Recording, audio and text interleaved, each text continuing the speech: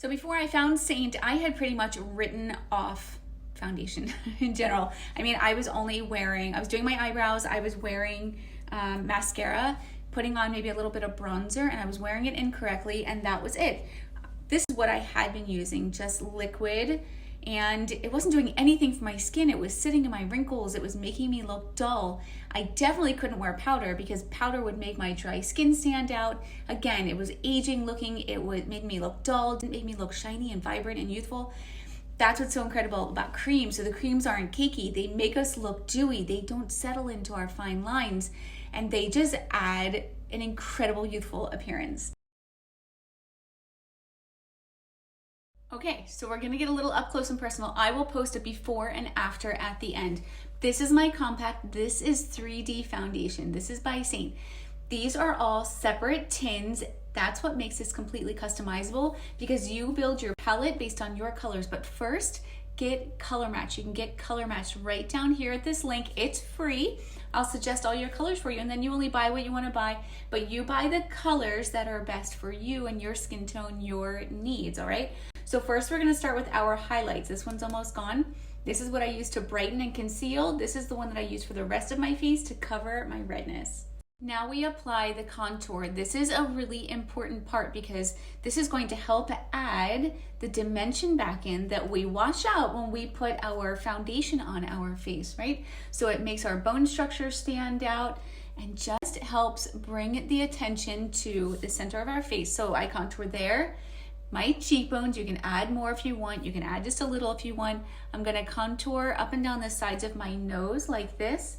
You can contour under your bottom lip to help that pout. And then we're gonna contour along here to hide our jowls and our double chin. This is the part where I stop and I blend because then I see whether or not I need any extra makeup on my face before I move on to my lip and cheek colors and applying my illuminator or whatever else I do after that, bronzer. So we just go ahead, we use our blush and bronzer brush, our 3D brush, whatever blending brush we have that we love, and we blend it all together. So blending our contour up into our hairline and down this way, and under our cheeks like that, defining our bone. So it should be right next to and under our cheekbone, and then going into these bright parts. And we don't want to be wiping our makeup, especially as we get older. We want to be stippling and pressing our makeup into all of our texture that we have. Scarring, acne scarring from large pores, our wrinkles. So I'm blending that, and then I'm going back in and I'm stippling. My next couple steps are, I'm going to keep using this big blush and bronzer brush. I'm going to apply a little bit of bronzer here and here, just above each eye, and then blending it out. So it just looks like we went out in the sun and we got a little bit sun-kissed. And I bring it down this way, like down my temple, right? And then onto my cheek. And you can bring your bronzer the whole way across if you want to make it look more natural. If you naturally get sun-kissed across here. Everybody applies their bronzer a little bit differently, but just remembering to apply bronzer where the sun would naturally hit you. And then if I apply bronzer on my face, I apply bronzer on my neck. If I apply bronzer on the front of my neck, I apply bronzer on the back of my neck. Making sure that any skin that is touching other skin is made to look the same. Now you choose your cheek color. So this is Hollywood. You just want to tap it on with your brush. You can do this too, just right above your contour. And then you go back in and you blend it. We don't want to put blush down here. We want to keep our blush up this way so it's higher and it's keeping our face more open and more bright in here, which keeps us younger and everything lifted looking. We're adding illuminator, and this is where we get that super glowiness from. So I put it on the tip of my nose. I like to use my brush. I apply it right above my cheek color.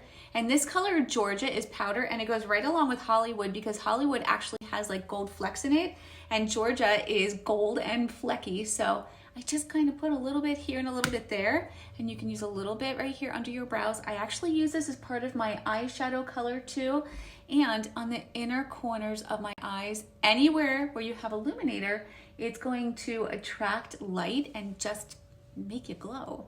If you find that you are seeing texture, number one is probably too much makeup, because that's what we do when we first start using cream. Number two, you want to get setting spray and your beauty blender, you spray it on there, I move it around, and I just press this all over my skin and it melts it into my wrinkles. I don't know how else to explain it. It gives you like that airbrush finish that you see in the magazines. It helps so much. The last thing I'm doing is chai with my eyeshadow brush.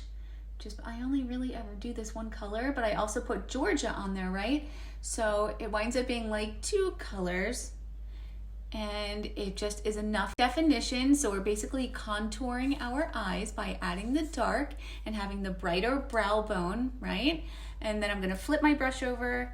I'm gonna put a little bit on this outside here. I'm going to apply my mascara, and we're good to go. That's it. That's all we need. Your entire face here.